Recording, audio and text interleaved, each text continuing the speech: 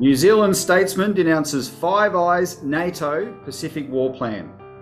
Coming up on Citizens Insight.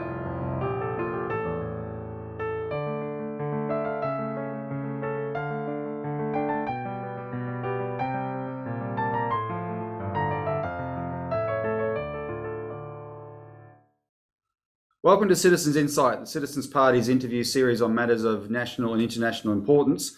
My guest today to discuss this disturbing but urgent issue is Matt Robson, former Cabinet Minister of New Zealand. Welcome, Matt. Greetings to you. So, Matt, this is the second time you've appeared on our show, but it's on a very different subject, and it's an area in which you have a lot of experience. Just remind the viewers of your biography in this regard, because as a minister in the New Zealand government, you actually had extensive experience in foreign affairs and the Pacific. Well, with my party, the Alliance, which went into coalition with Labor in 1999, and our leader, Jim Anderson, became the Deputy Prime Minister, I'd always been the foreign affairs spokesperson, even as a backbencher, or not a backbencher, but opposition MP. I was on our front bench. And issues, I did all the work in terms of representing the party on international affairs, and I had a background in that of international law and politics. So I worked with Labor before 1999, with Helen Clark actually, as there was the leader of the opposition at that time, in formulating a policy that made sure that we had an independent foreign policy, that we stopped having our military dictated to by both Australia, governments in Australia, and the United States, with ever increasing demands that we get offensive weapons that New Zealand couldn't afford, and a country like Ireland was never asked for. And both of us had a passion, both parties, or leaders of parties, to have New Zealand develop, as far as possible, an independent foreign policy. So it's my background. No, that's great. Well, this is we're having this discussion at a dangerous time in the world, in my view, and it's getting more dangerous by the day. Let's set the scene for the full discussion, though, because I want you to stay up front what we think the concerns is, and please feel free to be as blunt as you need to be. With this cabinet experience and extensive foreign policy experience, how concerned are you right now by the current trajectory of international relations as it affects the Pacific? And where do you think it's headed? Well, on a path to war, which is unfortunate when you name Russia and China and all the countries allied with them as your enemies. Even if you dance around the topic from time to time, then you're lining your country up with the United States, the greatest military power in the world and economic power for that matter. You are clearly into one camp. It's what my former Prime Minister in the coalition government, Helen Clark, called part of groupthink. And New Zealand, like Australia, has got cemeteries full in Europe and Asia of our young people, mainly young men, sacrificed for imperial wars. And we're in that space again with I think it's Mr. Dutton, Mr. Pete Dutton, talking about the drumbeats of war, or words to that effect. Well, they're getting louder and they're being orchestrated, and our people are being propagandized to believe that we have to hate these other countries and their people. There's a Bob Dylan song, I learned to hate Russians my whole life. If another war starts, it's them I must fight. To hate and to fear them, to run and to hide, but to do it all gladly with God on our side. In our case, God is the United States. Well, so as we go through this discussion, I want people to bear in mind that you are a lawyer, a barrister with extensive experience in international law. And I think with your foreign policy experience in that, your opinion should carry weight. We're going to spend a lot of time talking about China in this discussion, but right now China is not the only issue in the world, it's Russia. And what I find personally, Matt, is that people seem to be able to see the perspective of either one of those countries or the other, but not both. And they must be a bit confused by the fact that Russia and China work together. But right now there's a backlash in our countries, I think, against some of the rhetoric about China. and there's at least a stated commitment to try and put things on a better track. So that's people, that's been part of the discussion. But in both of our countries at the moment, I think it's probably fair to say that when it comes to Russia and what's happening in Europe at the moment, it is completely one-sided. That Russia is the great evil in the world, as per that Bob Dylan song, and that therefore what we are on the side of goodness and right. So, what is your view of the narrative that, and this is the language they use, the so-called rules-based global order is under unprovoked threat by China and Russia, which Russia's invasion of Ukraine and China's support for Russia is cited as proof of? Well, noticeably, when that mantra is repeated ad nauseum, it's as though the spokespeople who have it, whether they're politicians or journalists and so-called independent journalist outlets, it's as though they just don't bother to think that people can spot a contradiction. So when you say unprovoked aggression in relation to what's happened in the Ukraine, well, you could make a case for saying that the Russian Federation has breached international law.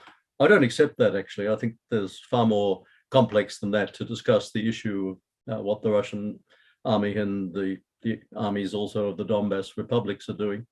But unprovoked is ridiculous, because I think even the Pope in the Vatican has laid out that the role of NATO in this war has been one of provocation, and certainly others who may have a different perspectives on what's happening inside Russia, what Russian foreign policy is, they just don't say this is not unprovoked.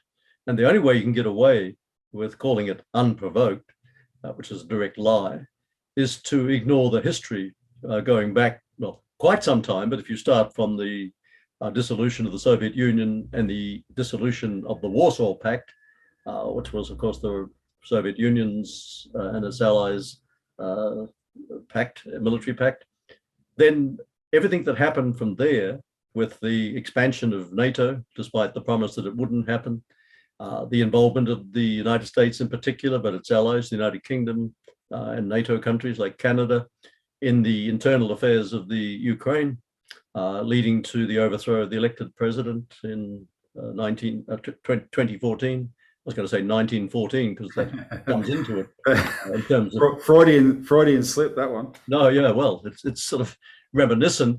Yeah. But then the period afterwards is in New Zealand, our population, and I understand Australia as well, our parliament has totally been kept ignorant about the aggression of the Kiev regime, the role of Zelensky in being elected by promising that he would uphold the Minsk agreements, which gave autonomy guarantees to the Russian-speaking areas, to 30% of the Ukraine, and to the Russian Federation as well, and solemn international law, which was broken by the Kiev regime and by the US and NATO in undermining that pact. And Zelensky was elected on the promise that he would respect it and bring peace. But part of it, he was pressured and threatened, of course, personally. But what happened was that the aggression from the Kiev regime intensified, shelling, rocketing, destruction of towns. But much of the type of destruction that happens in a war, which we've been shown over and over again as supposedly just coming from the Russian side, and in this present continuation, basically, of the war, was not shown. The one channel that was showing it consistently was Russian television. Yeah. And of course, we're now, not in our country, I think it's off the air in Australia too. Right. Yep. It's censored. So it's always seemed strange to me. There's no outcry from our government, which says we're acting for democracy in the Ukraine by the position we've taken to intervene in the war. And I guess we'll come to that because New Zealand has intervened in the war. And the question of democracy is apparently to the fore. Apparently the Russian Federation wanted to crush Ukrainian democracy, which is another laughable fact, really, because it's a strange democracy. But we're not allowed to hear or see alternative material and views. Yeah. Well, you raised it, and I think it's a good question to pursue. Then, in your legal opinion, does the support that Australia and New Zealand have given to Ukraine, our intervention into the war, mean that we are ourselves at war with Russia? Yes, I believe it. I believe we are, because the Russians call it special operation, and that's debated. But by the way, I think that's largely the language we used about Afghanistan. It wasn't a war. It was a special operation. So here we have a special operation declared by Russian Federation in relation to the attacks on the Donbass. That's their position. It can be discussed. It can be argued. But the war has been declared on the Russian Federation, because when you declare sanctions, blockades, that's part of the apparatus of war. When you provide war material to an army which you use as a proxy to fight another army, that's a war. And in anybody's definition, and certainly in the Nuremberg definitions. And New Zealand has provided material to kill Russians, to kill Ukrainians who are opposed to the Kiev regime, and anybody else who gets in the way. So yes, New Zealand is at war with the Russian Federation. And where's the public acknowledgement or discussion of that in either of our countries at the moment? Well, I can't say as much about Australia. I do try and follow it, though I'm afraid the only media that we get on a regular basis is Sky News, and I find them perhaps a little bit underwhelming in their reporting on a lot of issues. I don't wish to be offensive to one of your media. But in New Zealand, the people who should be taking the lead are in the government, and there's been no debate on these issues. Many of the parliamentarians are ignorant into what constitutes a war. Of course, even if it's not declared officially, you can still be at war, as we were, for instance, in Vietnam illegally, New Zealand and Australia. And the parliament debate in New Zealand was just on sanctions, as though that itself isn't an act of war, which it is. It reaches a certain level, blockade, trying to damage the economy of another country. But from there, the decisions to send war materials, help to finance the war, haven't been decided by our parliament. Perhaps that comes to the question of how we run our countries, still allowing the Crown prerogative in areas like this. Other countries with constitutions generally perhaps tie their parliaments more to having to make these decisions and have them debated. But no, it hasn't been debated in New Zealand. It's just been accepted. And it's almost a sleight of hand that, oh, well, we can get away with this, we can do that. All we're doing is a little bit of assistance, particularly mentioned all the time as refugees and humanitarian aid. But New Zealand has given money to the British to buy weapons, lethal weapons, plus the other part that we're providing, given us our size of our resources in military terms, is intelligence.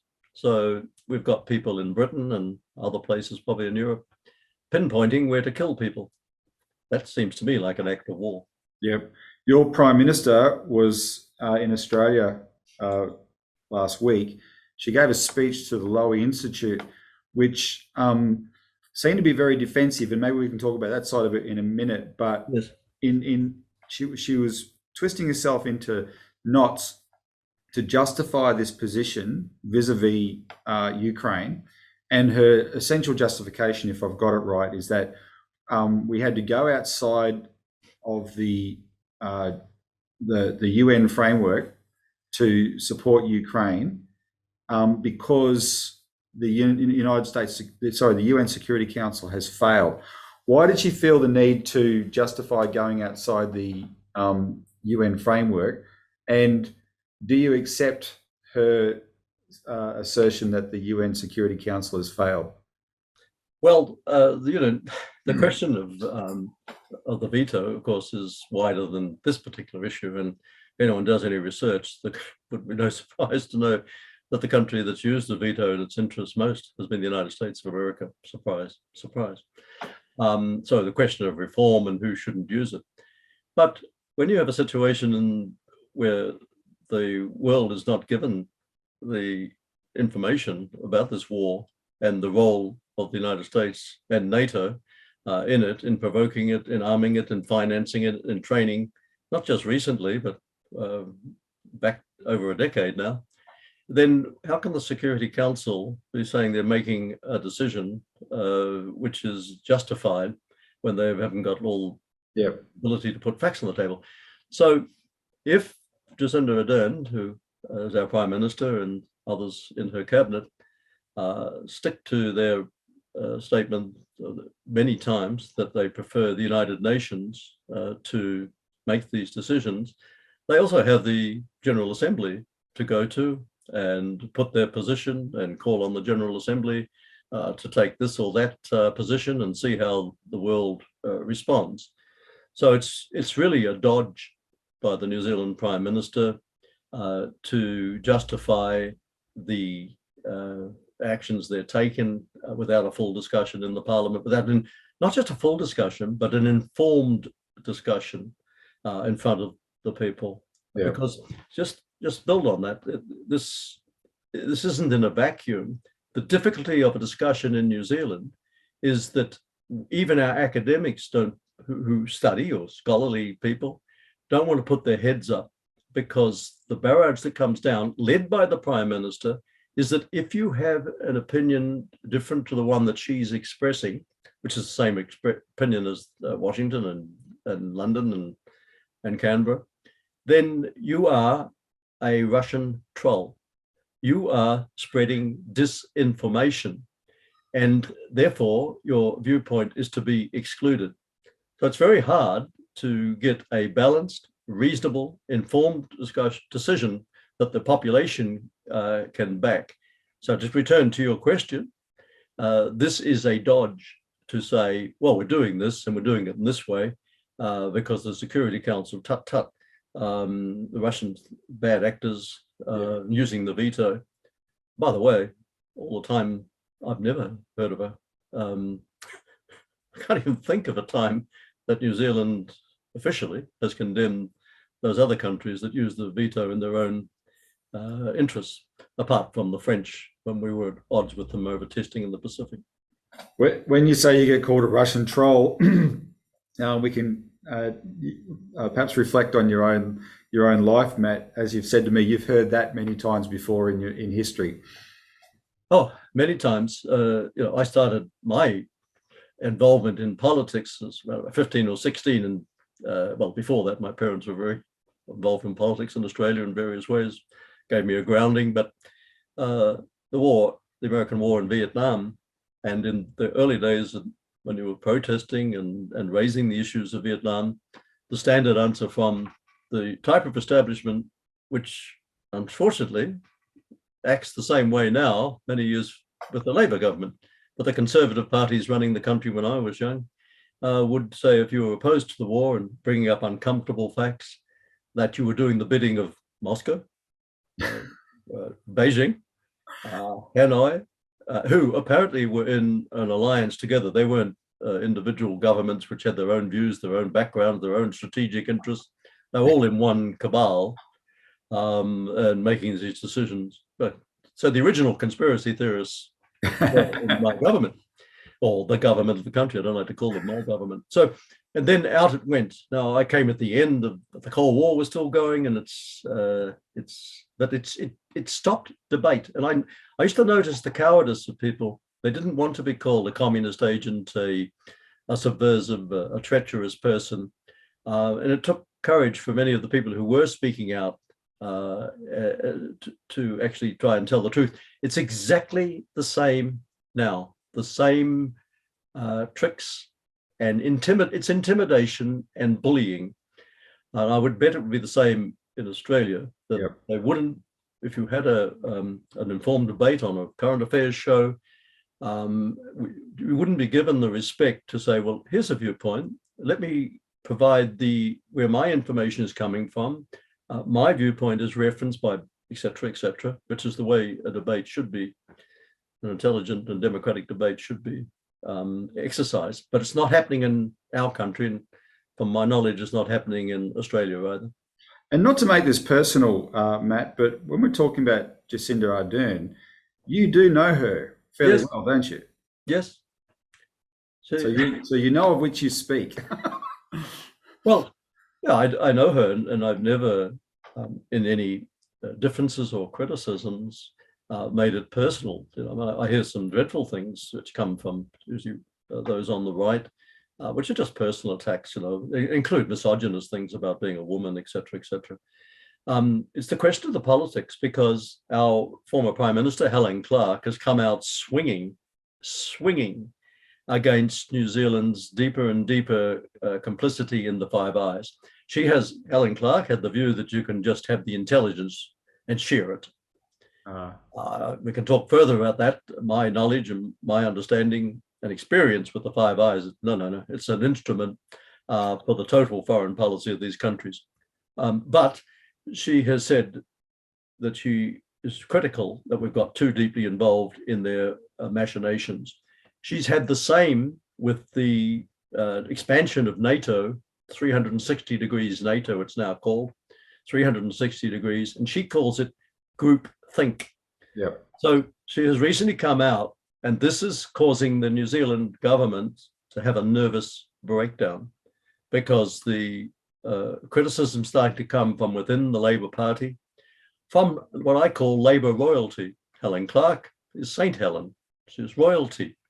But the former General Secretary of the party, Mr. Mike Smith, he has also come out with a detailed criticism of New Zealand's lack of independence, subservience to the United States, hysteria over China, and some former members of Parliament too, like Mr. Richard Northey, are becoming very critical and outspoken. So this, we'll come to it perhaps when we look at the issues of the Pacific and the language that Jacinda Ardern used at Madrid for NATO, and at the Pacific Forum that's on at the moment. My characterization as the Prime Minister is she's able to talk out both sides of her mouth, but we have to look at the actions of the New Zealand government, which are unfortunately premised on getting deeper and deeper into the plans for war. All right. Well, let's actually dwell on that a bit before we get more into the Pacific, because the NATO question is one in which the first thing I read from you a few months ago was you warned that Jacinda Ardern was bringing New Zealand back under the nuclear umbrella. Now, so this is where New Zealand's unique and Australia doesn't have the same perspective. So I think you need to explain what are the legal implications here of what Ardern is doing vis-a-vis NATO in relation to New Zealand's recent history of the last few decades on this question. You were the member for Disarmament. You know about this. New Zealand, you know, David Long, he famously took a stand against nuclear-powered warships coming into Auckland Harbour, etc. People may know about that. How does that relate to this picture, and why is it such an issue for Kiwis?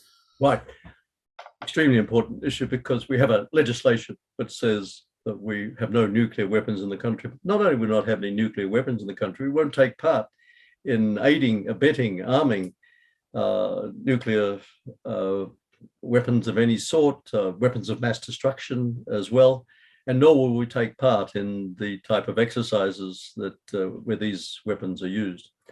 NATO is preeminently in the world the organization which has nuclear weapons, and not only has nuclear weapons, but has a policy that we will not have a no first use policy.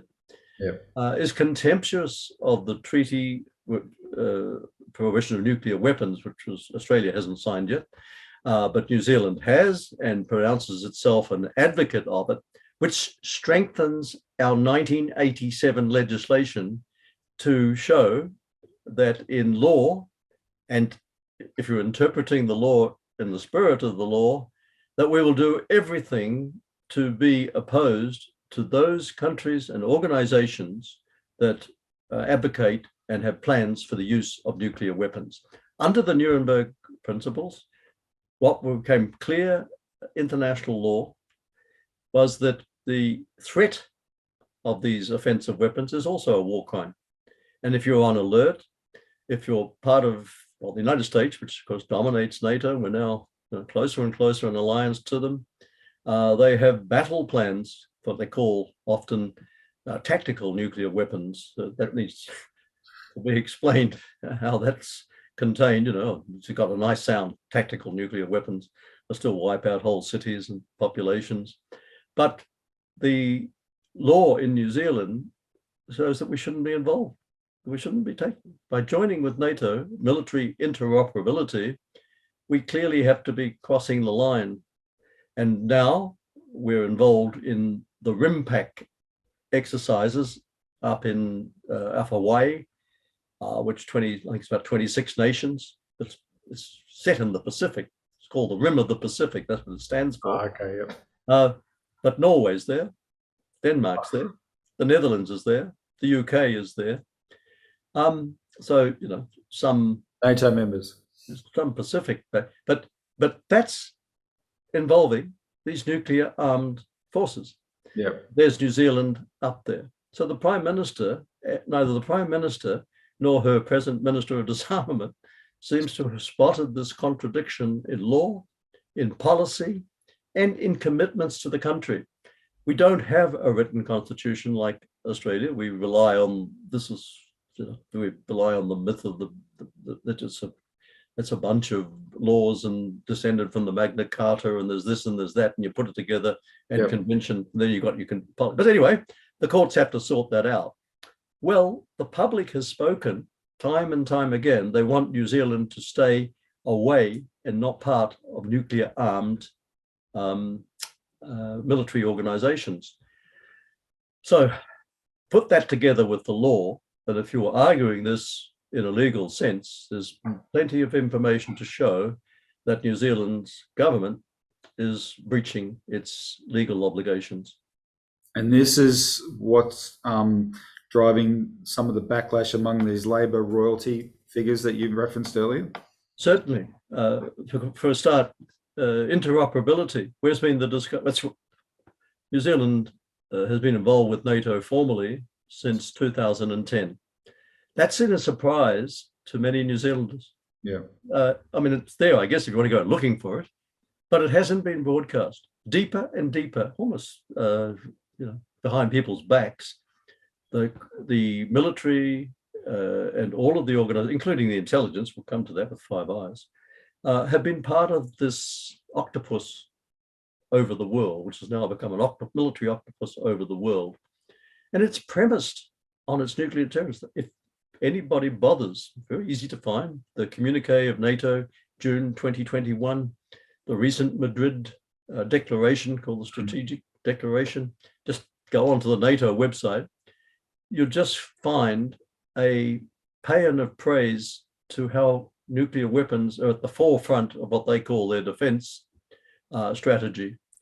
And New Zealand's documents officially say quite the opposite, including the signing of the TPNW, adherence to the NPT, our own legislation, and so forth, and other conventions on opposition to weapons of mass destruction. So, so much. It looks like I'm preparing a brief, including international humanitarian law, which we've signed up to. None of this fits. But by joining NATO, and since 2010, it's deepened. And now we have a defense review, which says that New Zealand must get more higher end technological weapons. We must become interoperable, not just with NATO, but with Australia. Australia is a benchmark. And as Australia, I saw your new Defence Minister, Miles, advocating that you will soon hit 2% of GDP. Does the man know what he's talking about in terms of what that deprives Australians of? Anyway. I think the more people have heard the term interoperable, Matt, the more it loses its shock value, frankly, because it's now become accepted. This is what we do. But I can tell the story. In 2013, I was having a meeting with the former Australian Prime Minister, Malcolm Fraser, the late Malcolm Fraser. And that year, an Australian had just been made a commander of the US fleet operating out of Hawaii, I believe.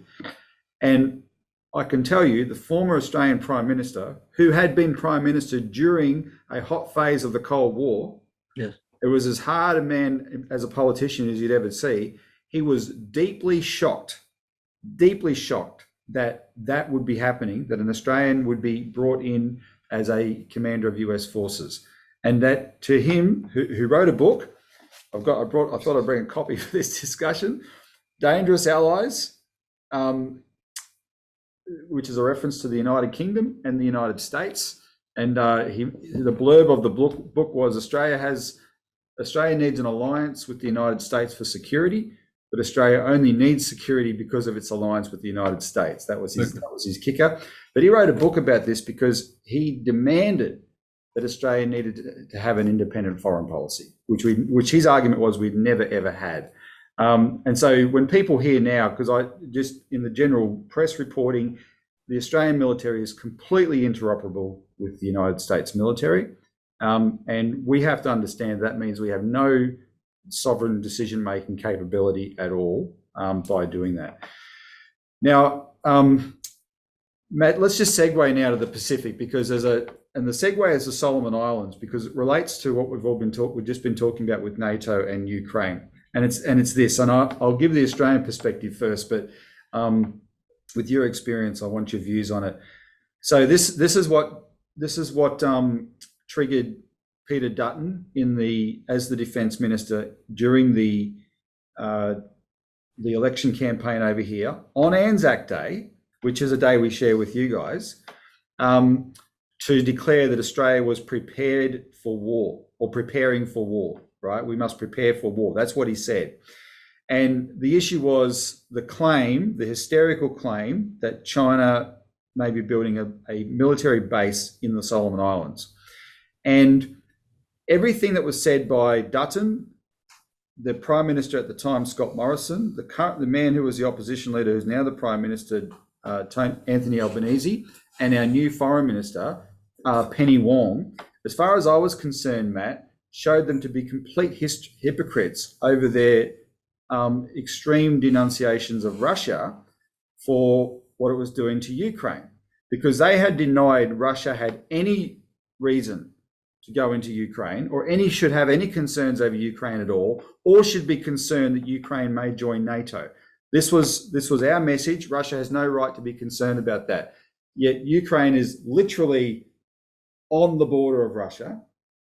And we were saying that when it came to the Solomon Islands, which is 2,000 kilometers from our border, that would be an existential threat to Australia to have a Chinese military base there. And my understanding is that Anthony Albanese at the current Pacific Islands Forum has had a discussion with the the Solomon Islands Prime Minister, Sogavare, to reiterate the view that Australia says it's unacceptable for the Chinese to have a military base there, even though there's no plans for one, right? But we're nevertheless getting the message across. It's unacceptable for us to have a military base.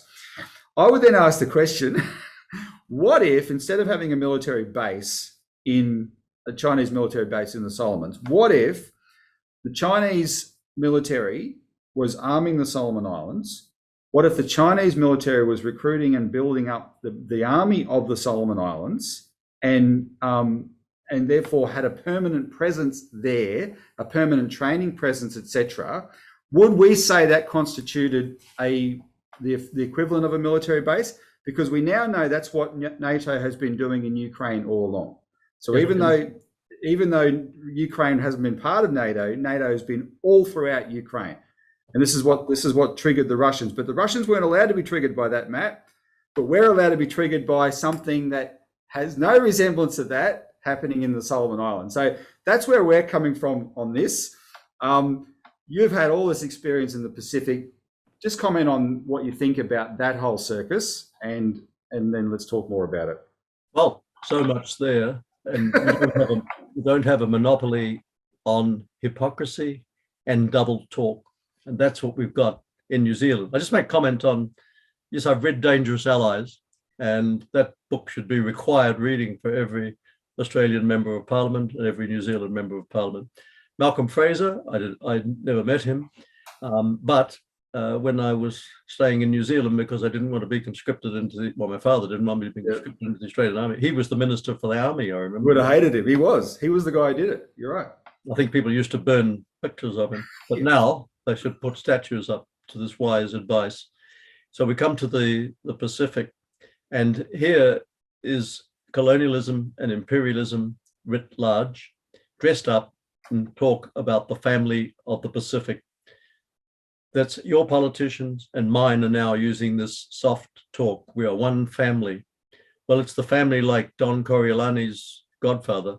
Yeah. And, you do what I say, or those you're in the family, and if you want to get out, I'll shoot you.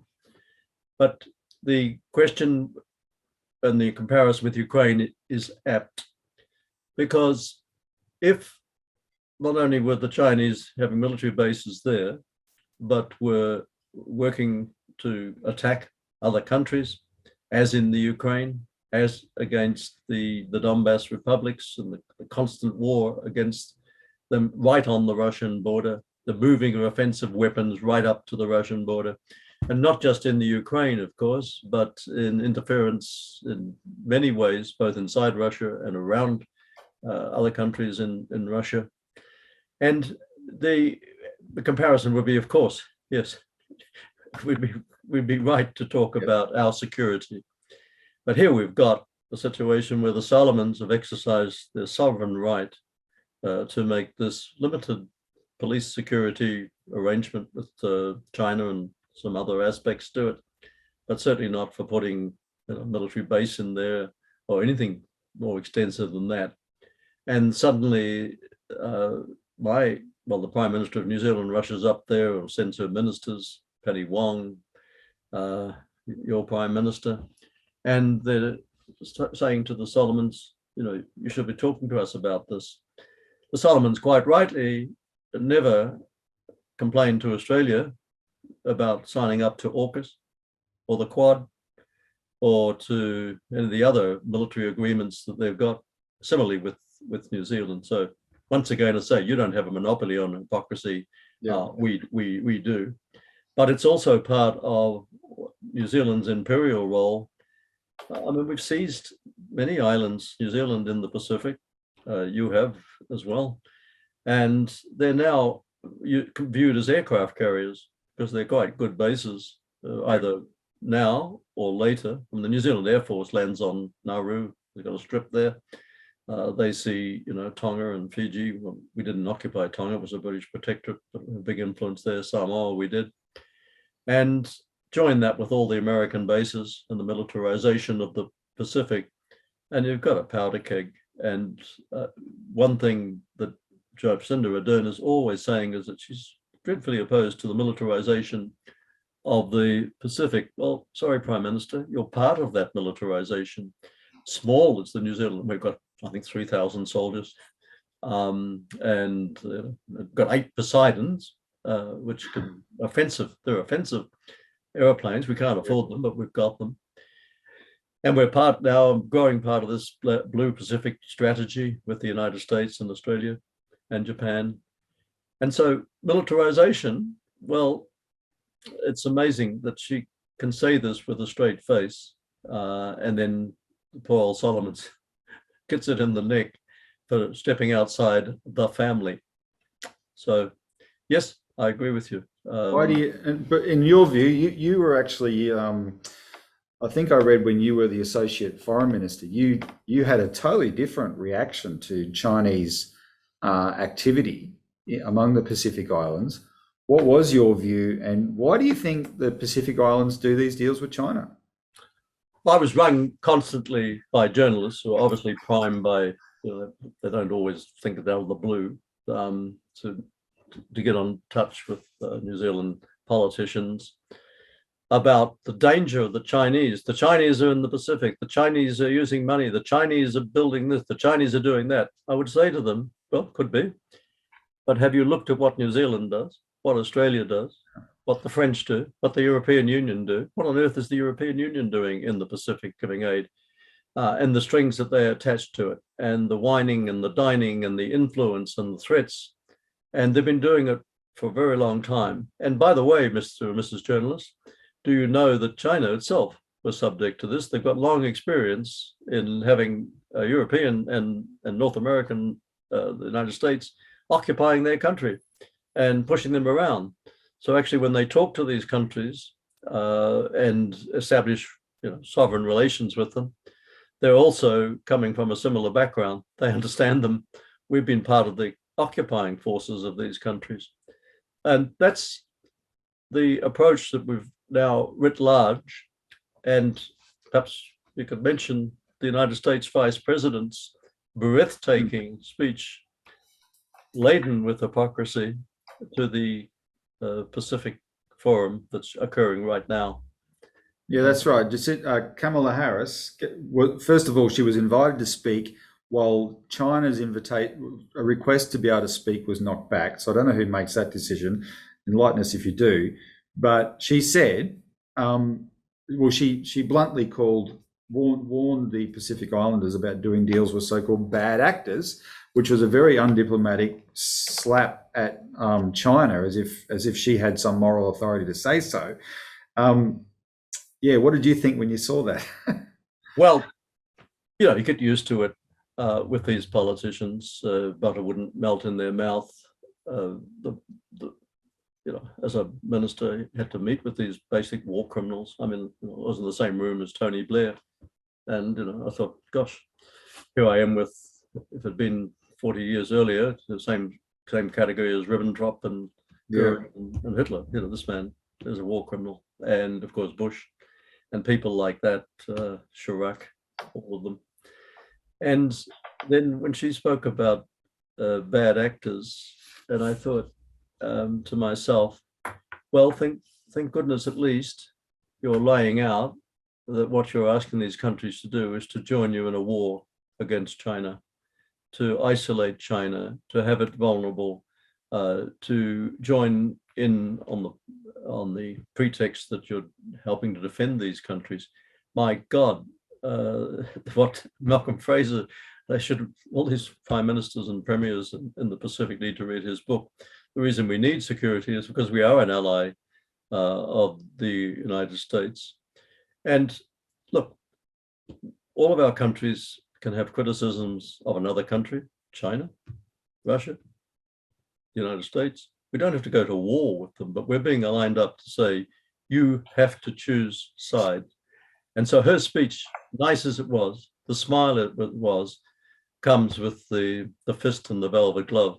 And that's as clear as anything. And the Americans also announced, coinciding with the speech, that they're going to open up all these embassies across the Pacific Islands again, Matt. What do you think the intention there is? Well, here's again, it pays to read history so you don't repeat it. There was an embassy in Chile, of course, and your Australian embassy, when the Americans were too obvious, took over the role of lining up the military and all the reactionary forces to kill thousands of people and institute a reign of terror in Chile. That was, respect for the international rules-based order, which we heard so much about from Kamala Harris, because that's the other thing when they talked about our ministers to it. We shared democratic values, and the breathtaking ignorance of it when I hear the ministers in my country just repeating this when they're sitting down with the country that Noam Chomsky, amongst others, has pointed out as the biggest and most violent rogue state in the world. And there we are, as the rules-based order, and they've had 60 years of illegal sanctions on Cuba because it's dared to not follow their orders, and many other countries. You come back to the Pacific, the countries here, many of them want their independence. They want to be treated not as this diplomatic protection racket that we've run, New Zealand and Australia in the Pacific for so long, often for these other powers, the United Kingdom, the United States. And the language that's being used is part of the language of continuing oppression of these countries under the guise of protecting them. I'll just tell you one story. This might be of interest to your listeners. I was, in my role as Associate Minister of Foreign Affairs, I had ministerial responsibilities, and one was for development aid. And one of the countries that New Zealand kept under its wing as part of the diplomatic protection racket, just as Australia ran one in the Pacific, was Tonga. Tonga run by a kleptocratic monarchy. And it's only recently, in the last decade, been able to have elections of the people. I had very close ties with the Tongan community in New Zealand, a big Tongan community. And that's why our rugby league team is getting much better, because we've got Tongans in it. Okay. Now, the people used to come to my office and cry about the depredations of the Tongan monarchy and the elite in Tonga, and how they were bled dry of their resources, their land, etc. Cry in my office. I knew what the regime was like. I knew from the figures that the aid and the money we gave went to the top. We had a report. It was a secret report. It was later released. Whistleblower released it, where the New Zealand embassy pointed out that this was a country reversed Robin Hood. You know, they robbed the poor to pay the rich. We knew that, and the excuse was, that's the Tongan way. This is the Ministry of Foreign Affairs, your equivalent of DFAT, telling me as a minister, other ministers, and the parliament, don't criticize Tonga. They love having this system. That's culturally insensitive. They were yearning, talk about democracy, they were yearning for democracy. No sight of the United States championing them, no sight of New Zealand. They had to do it under a courageous leader, Pahiva. So I said to their prime minister, who happened to be the king's son, youngest son, and the king put his family everywhere else. They were like Suharto's family, you know, Mr. and Mrs. 10%. Yeah. Everything went happen. They own the airline, they own this, they own everything. I said, you know, we're not going to keep giving you money, because, you know, we're his children. One of the things we gave money for was schools. His children went to school in Switzerland. The money came from us. Right. And I was banned from Tonga by the Minister of Police, Clive Edwards, who I knew, who'd been a lawyer in New Zealand. And I was, even though I was a minister in New Zealand, I was sanctioned, banned, because we wouldn't play ball. In the Cook Islands, I did negotiations, and, just back on that Tonga, our foreign affairs establishment didn't want us to lift a finger, and were absolutely against my speaking out on this topic of democracy. The same type of culture, the same sort of people are there now spouting about democracy. Yeah. In the Cook Islands, when I negotiated, the Prime Minister, or Premier at the time, leaned across to me in the middle of the negotiations for, you know, what aid they'd get, and say, would you and your family like to spend time at the resort? It doesn't cost you anything. We pay for you to come up. I looked at him and said, you can't do that. He said, oh, don't worry. All the New Zealand members of parliament stay here. Oh. I took it back to the cabinet and said, do you know what our members of parliament do? They accept a gift from a premier to whom country we have relations with. Yeah. And then I had some of them come back to me and say, could you fix this? Could you give money for this? Could you give money for that? Told me to get lost. But there was muttering about, oh, this isn't good enough, but nothing was ever done. And I think the same members of parliament continued, and they probably to this day still go to the Cook Islands and have a holiday free on the Cook Island taxpayer, or the money that comes via New Zealand.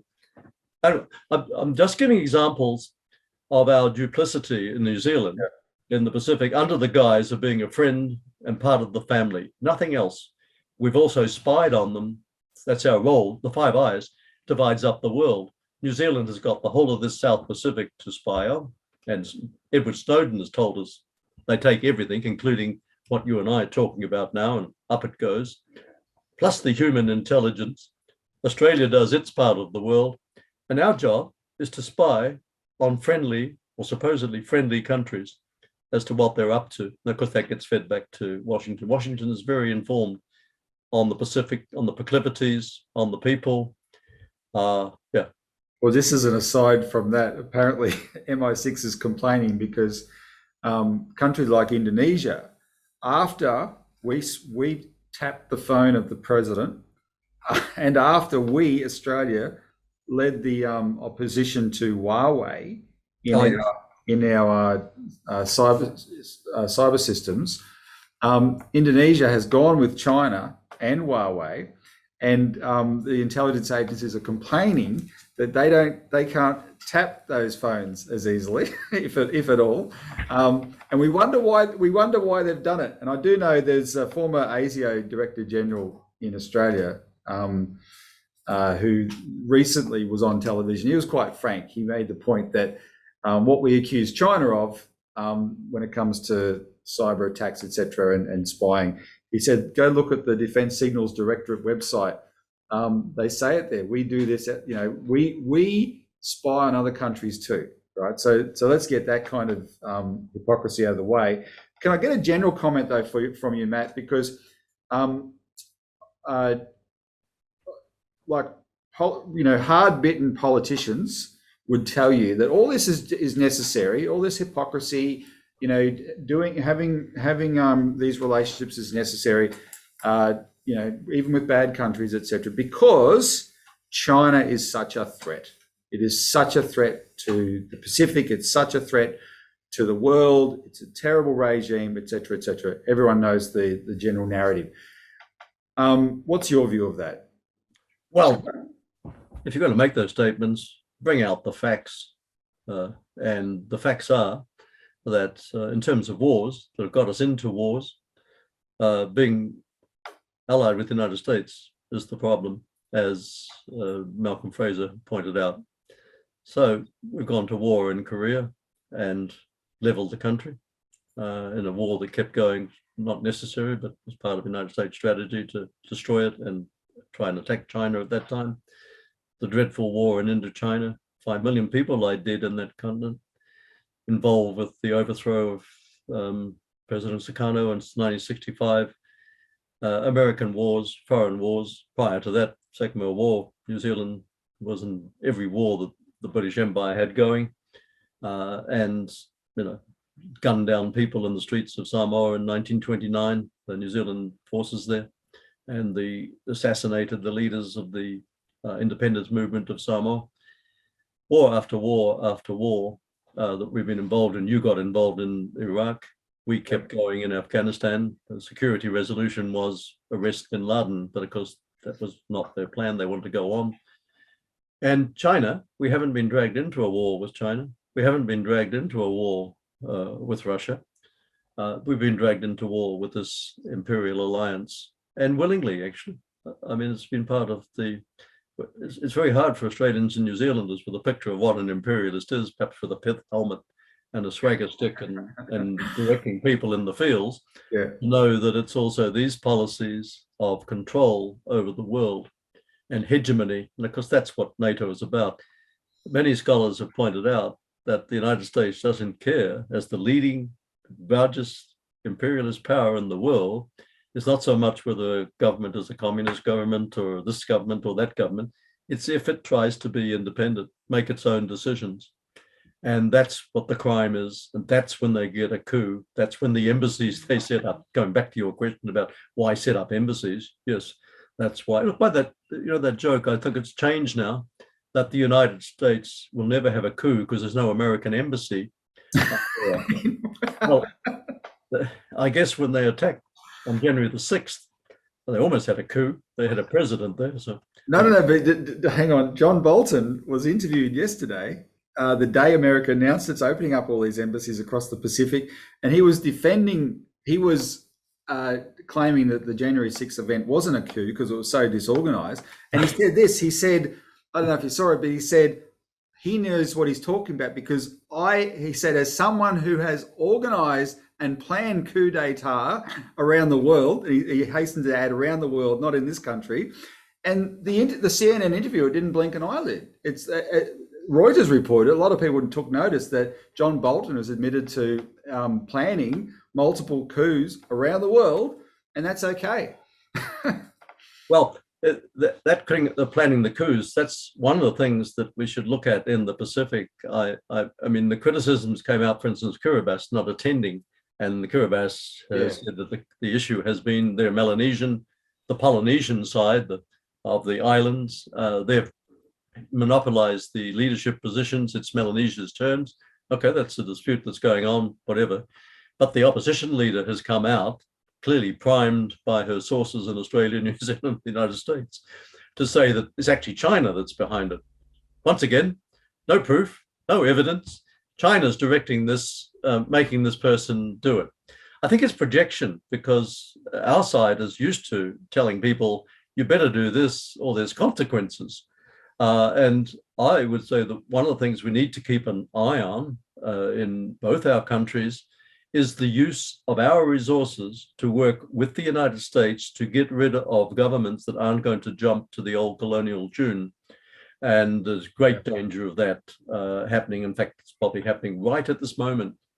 Because, can I say, from my own experience in New Zealand as a minister, the disloyalty that we experienced at the top levels of military and intelligence, I was a prime mover of having an independent aid agency out of the hands of the Ministry of Foreign Affairs, your DFAT.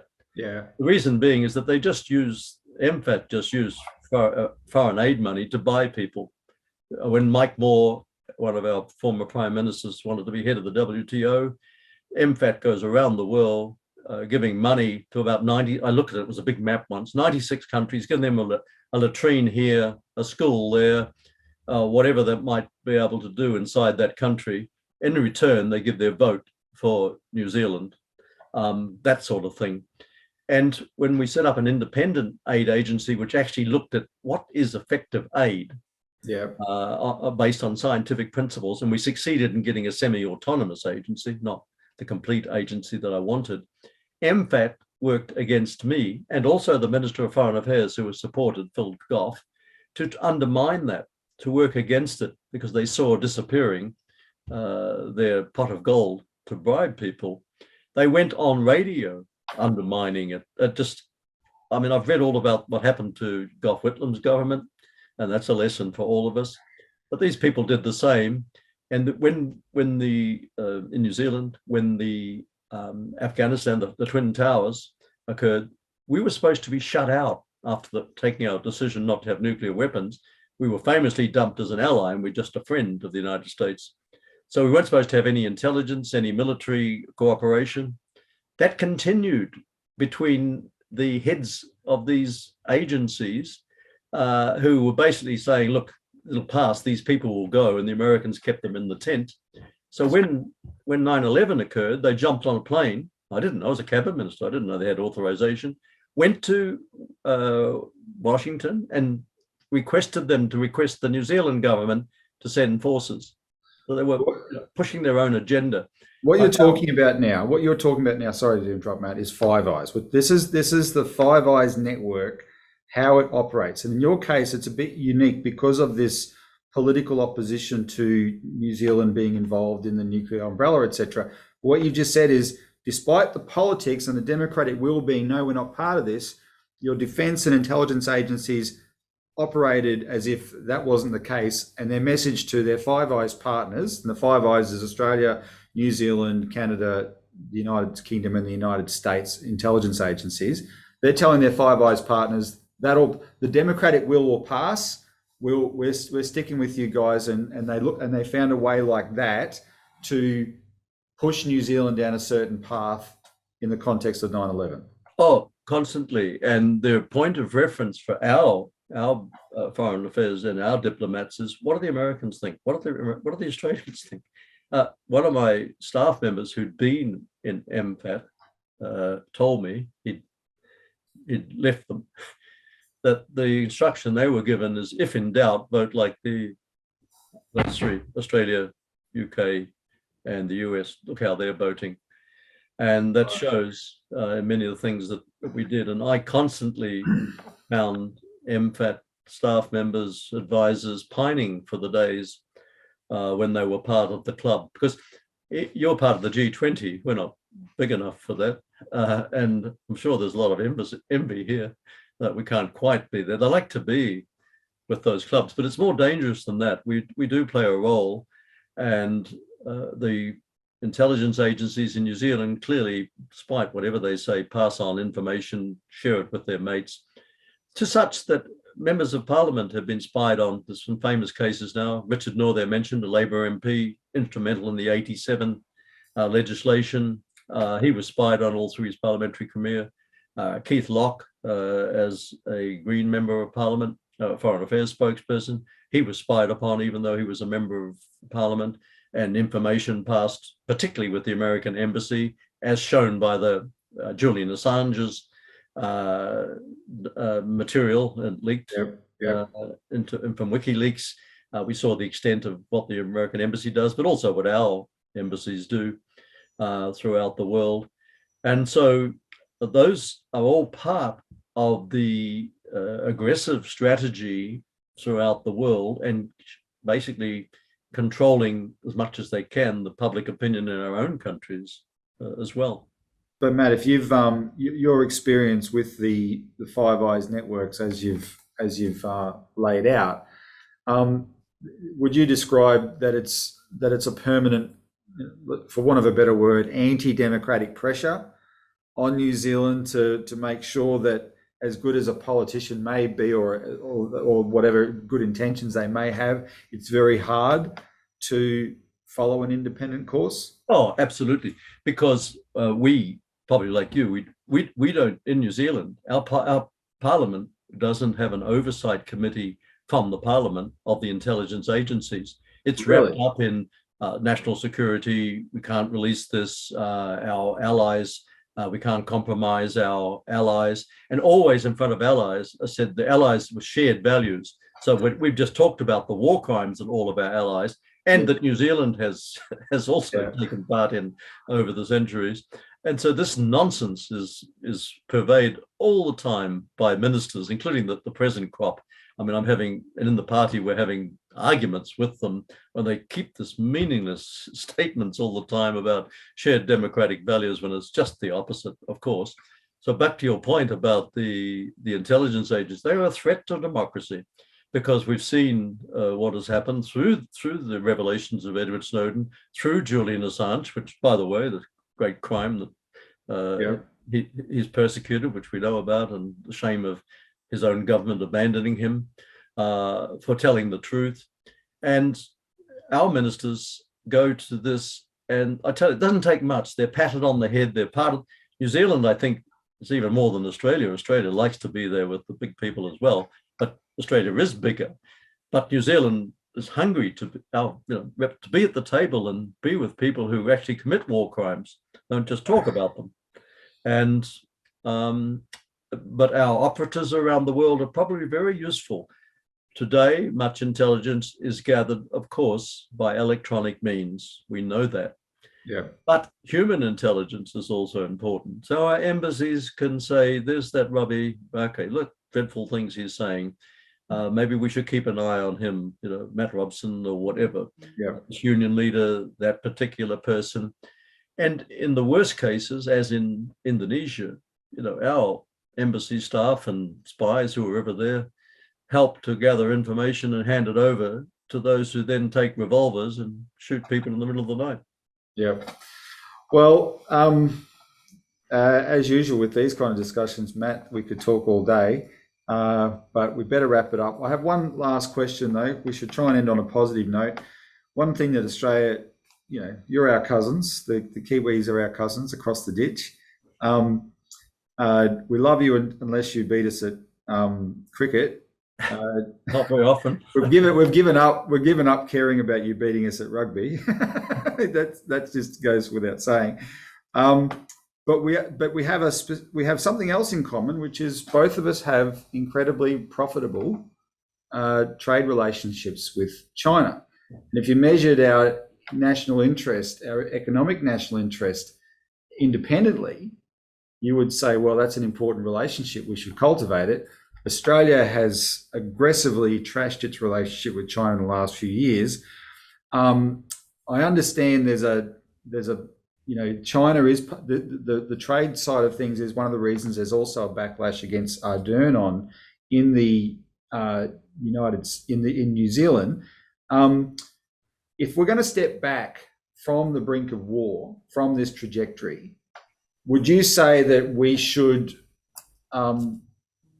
look at pursuing our independent national interests more forcefully, including the positive sides like a trade relationship, and that it's right for us to prioritise that over these military alliances? Oh, of course. Of course, it's mixed up with the critics who say can't trade with or damage the relationship with China because we're standing up for democratic values. You can have trade relations with all sorts of countries and still be critical of this or that policy, as they can be of your country. And Saudi Arabia proves that. We still buy oil from Saudi Arabia. We don't go to war with them.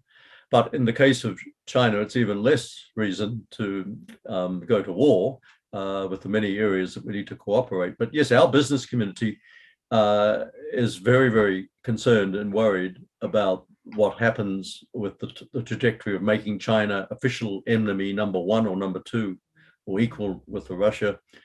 Not Russia so much, as we don't have such a big trading relationship, but sensible people say, hey, we should also be having good relations with Russia on all sorts of levels. Who declared them an official enemy? And China's the same. But this is part of the nervous breakdown that I think the government of New Zealand, the Labour government's having. They haven't got an alternative yet. They're being pressured into saying that take a stand against China. There's the hope that the EU, UK, United States will replace it. But realists know that we're intermeshed with the Chinese economy at so many different levels. And so we should be. Not only with that, but of course with tourism and students coming here, etc.